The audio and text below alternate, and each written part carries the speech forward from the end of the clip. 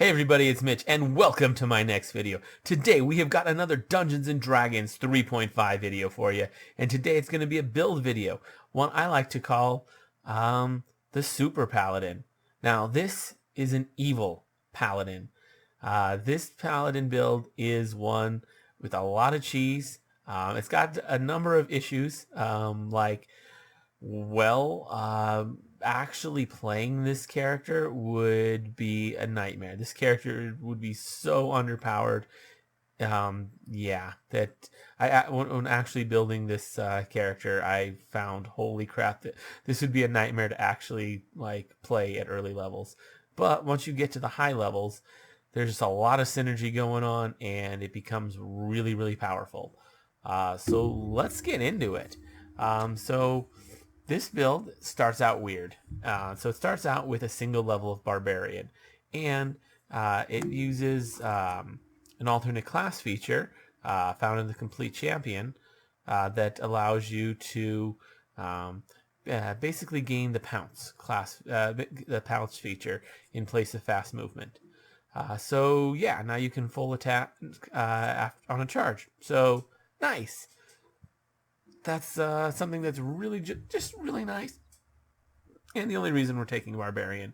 So we immediately, after taking that first level of Barbarian, oh yeah, and this build is a high charisma build. You put a lot of points into charisma, decent amount into intelligence and wisdom. Strength is your dump stat, which is weird for a Barbarian build, and of course then Dex and Con are your next stats. So yeah, weird build. Anyways, next after that, you take 3 levels of Wizard, which doesn't seem to make a whole lot of sense, of course, because, you know, Wizard and Barbarian don't really have great synergy at all. But yeah, you take 3 levels of that, gain access to 2nd level Wizard spells, and yeah, meanwhile, you're taking a number of feats in order to skills and feats in order to prepare for a couple of prestige classes. The first one is the Blackguard. That's what you're going to be working for the most. Yeah. So you take those, but we're still not ready for that yet. So, you know, after taking our level of Wizard, and our 3 levels of Wizard, we do take an alternate class feature with that from Player's Handbook 2, which lets us, instead of having a familiar, be able to have a special ability. And of course, we're going to pick Abrupt Jaunt, so that you can just do Abrupt Jaunt every turn as a spell-like ability, which as a swift action, which, you know, just nice to be able to swift action, teleport 10 feet to help set up charges. Really has good synergy with that Barbarian level that gives us our charge. So next up, we take a single level of Cleric. We take the alternate class feature for Cloistered Cleric and Unearthed Arcana. Now, this one is going to also have a few other things that we're going to be doing. So I chose, I forget what the deity it was, but for our, instead of our domains, we went with devotions for 2 of them. We got the Law Devotion, and we got the Knowledge Devotion, because those are just nice. Our 3rd domain we're not really worried about. We're going to be swapping that out later. Yeah. Once we get a feat that we are going to qualify for much later. So we took our single level of that, and we're good. We just needed 1 level of Cleric for that. That was it.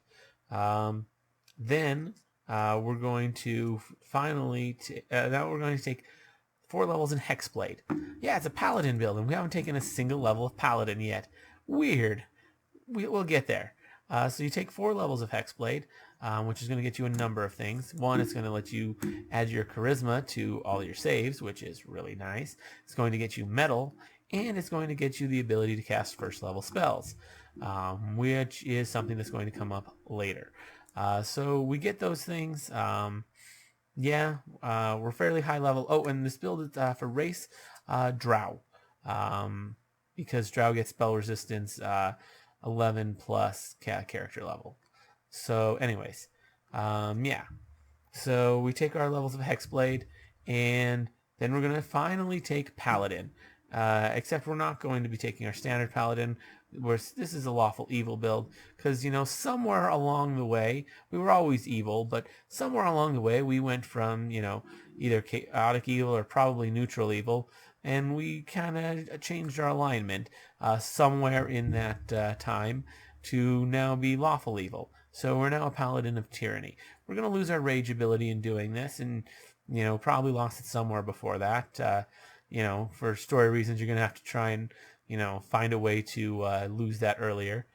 But yeah, you might actually need it, especially with that level of cloistered cleric, due to the fact that our deity is a neutral, our lawful neutral deity. I cannot remember his name. But yeah. Now, after we have our...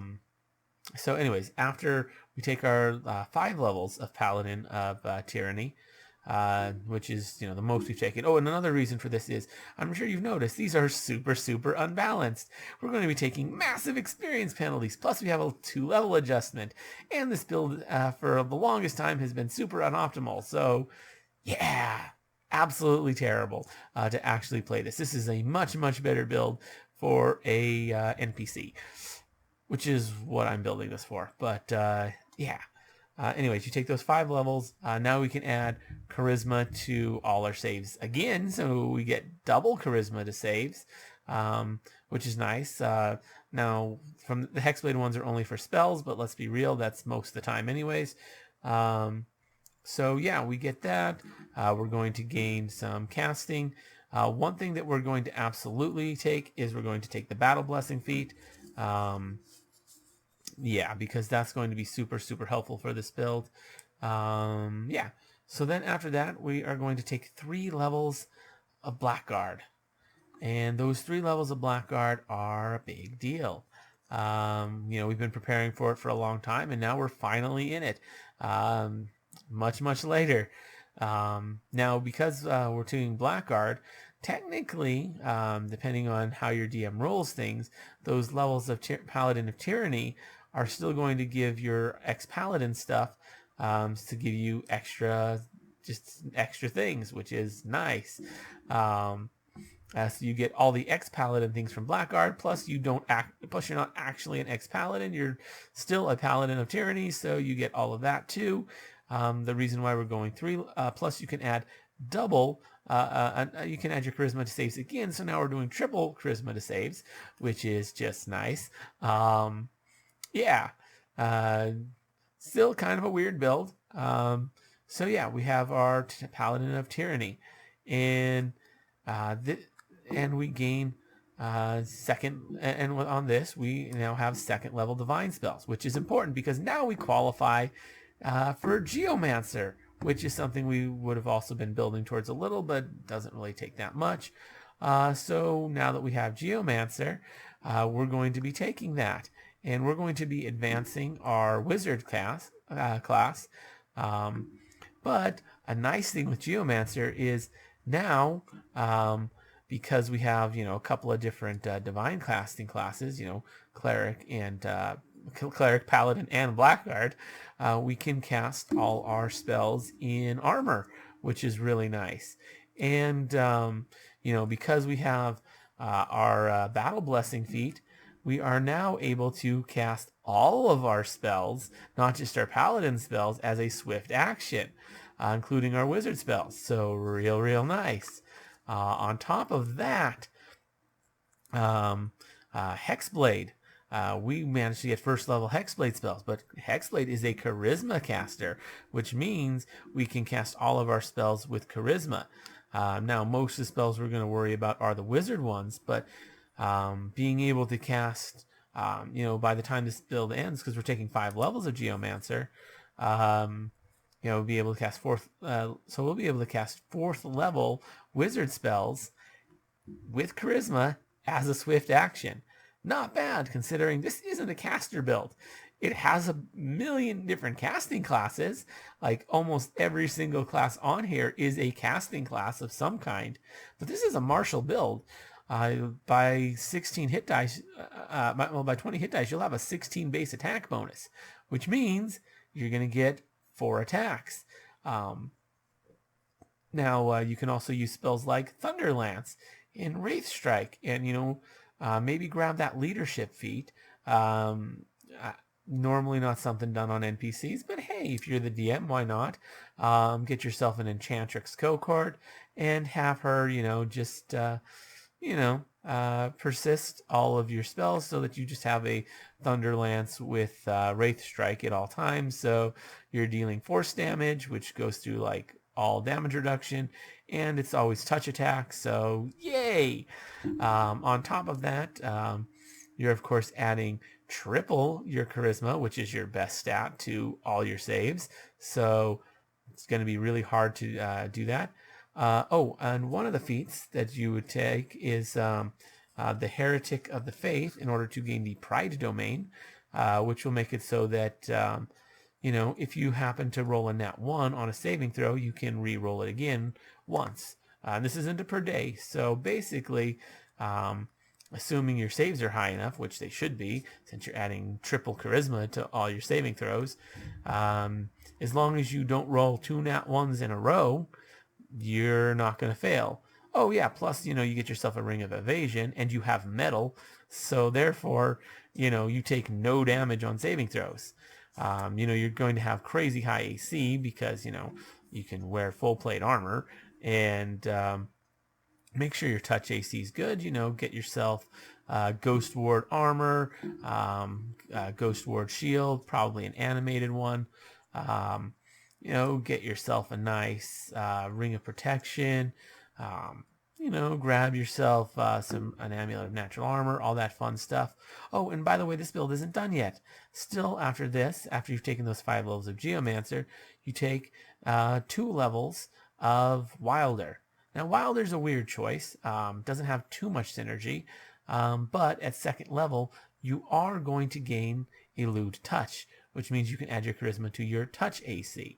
So, by doing this, assuming you have, maybe a +2 dex, you're going to have an AC which is rather high, and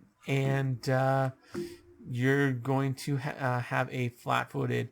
You're going to have a flat-footed AC, like 2 less, and a touch AC of, 39, 40, depending on how optimal you're able to get your stats up there. High charisma, put all your points into charisma, get yourself a